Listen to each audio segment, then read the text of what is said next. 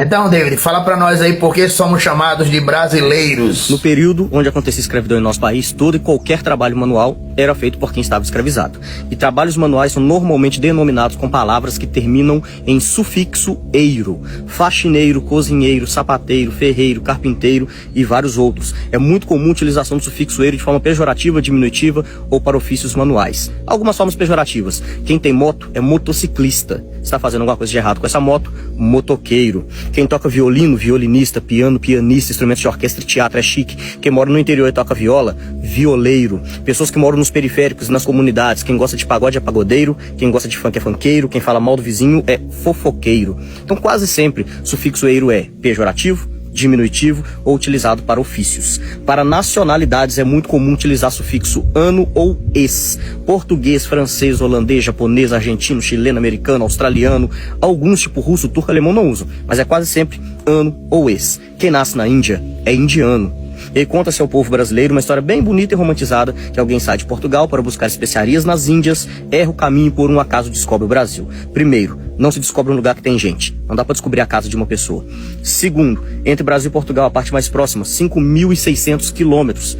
Quem erra 5.600 quilômetros de uma viagem tão importante?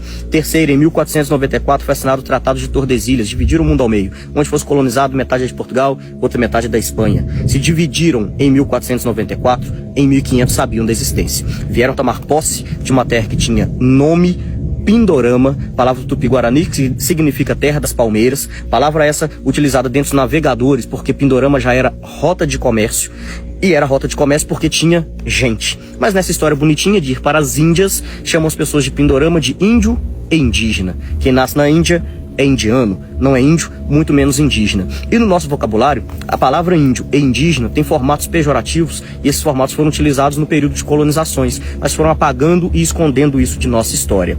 Prefixo in, ausência ou negação. Impossível, infiel, infeliz, incompetente, inconfidente, que é uma palavra bem de ouro preto.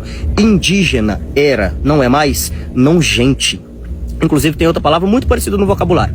Indígena e indigente. Só muda o final dessas duas palavras. E índio, em ausência de o Deus, ausência de Deus, por isso era necessário catequizar.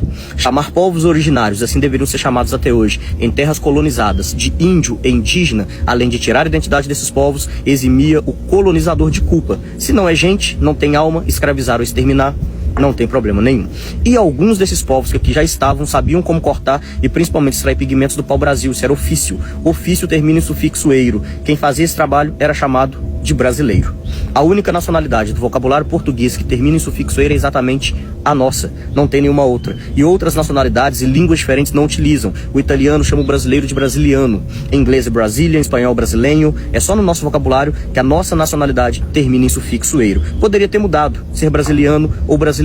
Mas em uma ordem cronológica, o Brasil foi o quinto local do mundo a ser colonizado por Portugal. Nós éramos a quinta colônia e por isso éramos chamados de quinto dos infernos. Quem sonegava impostos em Portugal era mandado ao Brasil.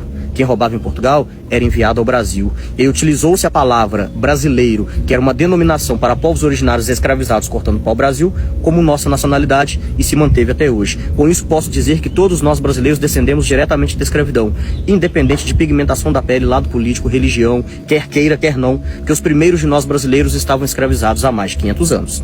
Aprender uma história real, não romantizada, do nosso passado é a forma fácil de compreender o nosso presente. O Brasil é um país de tamanho continental e riquezas imensuráveis e não caminha para frente, que a grande maioria de nós brasileiros não sabe de onde vem. Tiraram nossa identidade, nossa ancestralidade e nos dividiram de forma política, econômica, religiosa, regional, social, racial. Hoje somos brasileiros brigando com brasileiros, muitas vezes sabe nem o motivo da briga, quando sabe utilizando os motivos que acabei de citar, quando o ideal era lutar contra esse sistema que vem escravizando o povo brasileiro em épocas e formas diferentes atualmente e há mais de 500 anos. E é isso, parabéns, amigo, pela aula que você nos deu, ó. Por mais conteúdos como esse. Tamo junto.